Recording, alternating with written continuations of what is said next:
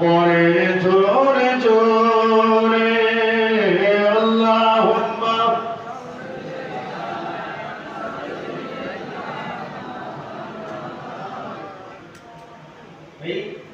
আল্লাহ বললেন দুনিয়ার জমি যেমন জগতের নারীরা তোমাদের কাছে ওই রকম। দুনিয়ায় জমি বিক্রি করতে গেলে যে কিনবে টাকা সে দেবে, আর যে জমি দেবে সে টাকা দেবে। জমি যে কিনবে টাকা তো সেই দেবে।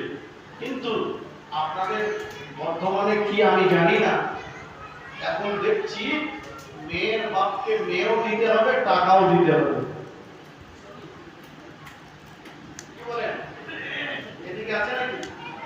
ছেলের বাপ মসজিদের আগের কাতার ছাড়ে না, মসজিদের আগের কাতারই বসে, কিন্তু ছেলে বিয়ে